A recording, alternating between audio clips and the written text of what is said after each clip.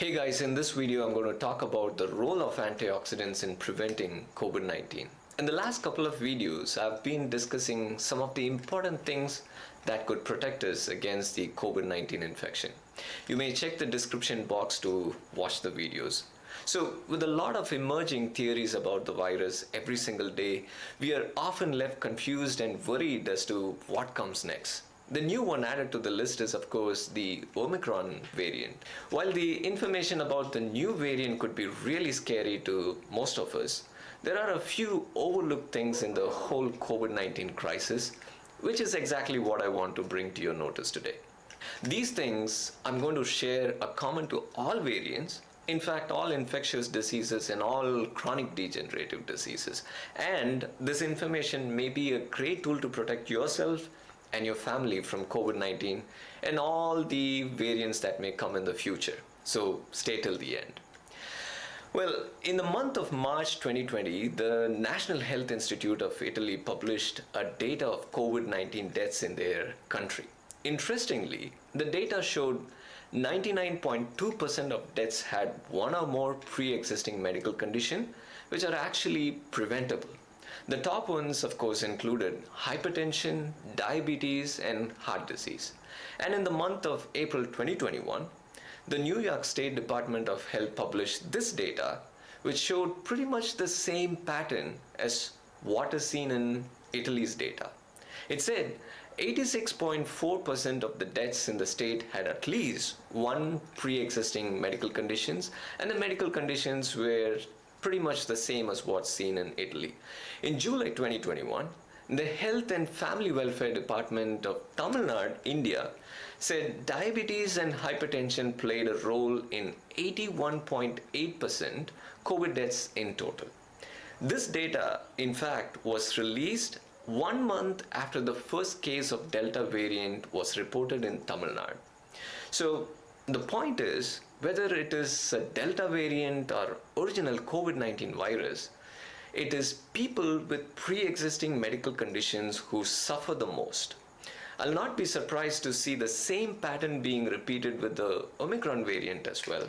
So, on an average, 89% of COVID deaths around the world till this day have occurred in people who were already suffering from one or more preventable diseases. What I want you to understand is that there is a strong association between these pre-existing medical conditions and COVID-19. These long-term health conditions and long-term medications suppress and weaken the immune cells, leaving your body vulnerable to attacks like COVID-19 infections.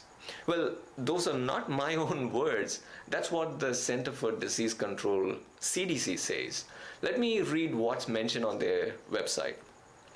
Having a weakened immune system can make you more likely to get severely ill from COVID-19. Many conditions and treatments can cause a person to be immunocompromised or have a weakened immune system. And down here, people who have a condition or are taking medications that weaken their immune system may not be protected even if they are fully vaccinated. They should continue to take all precautions recommended for unvaccinated people. So this is something you can read in CDC's website, and that actually strikes the nail on the head. Let me explain to you what goes on inside the body when you suffer from one of these chronic diseases. Health is a balance between oxidants and antioxidants. What that means is, when you have a good reserve of antioxidants, you will have good health. When you have profound level of oxidants, you will suffer disease. So you have the antioxidants on one hand that are our rescuers against the dreadful oxidants, and then we have oxidants on the other hand, which are disease-causing compounds in the body. The truth is, we are bombarded by more than 10,000 different oxidants every single day. When our bodies are exposed to so much of oxidants, that's when you end up with diseases like high blood pressure, diabetes, heart disease, cancer, and so much more. All that I've said so far is well documented and a lot of studies support it. Here's one small study I would like to share with you. A cross-sectional comparative study was conducted in Jigawa, northwestern Nigeria. In this study, 50 COVID-19 symptomatic patients were included, and apart from the 50 patients, 21 healthy individuals were included as controls in the study to be used as a benchmark for the study. Levels of antioxidant trace elements were determined in both the groups.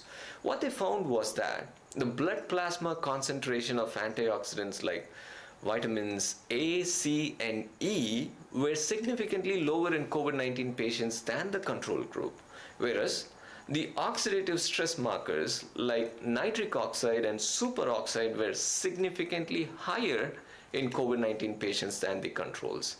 The study concluded that COVID-19 patients have depleted levels of antioxidants. So here's how people may end up with poor COVID-19 outcomes. Low levels of antioxidants and high levels of oxidant cause diseases like diabetes, hypertension, heart disease, cancer, obesity, and so on. And these diseases weaken the immune system, making you vulnerable to COVID-19 like infections, resulting in poor outcomes like hospitalization and death.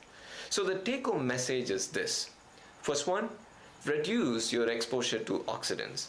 Secondly, increase your body's antioxidant reserve. If you can really put this simple thing into practice, you can be assured of optimal health. In the next video, I will share the best sources of antioxidants. Don't forget to share this important message with your friends and family. If you haven't subscribed, please do it, and forget not to press the bell icon to be notified when I post the next video. Till we meet, this is Gerald. See you soon.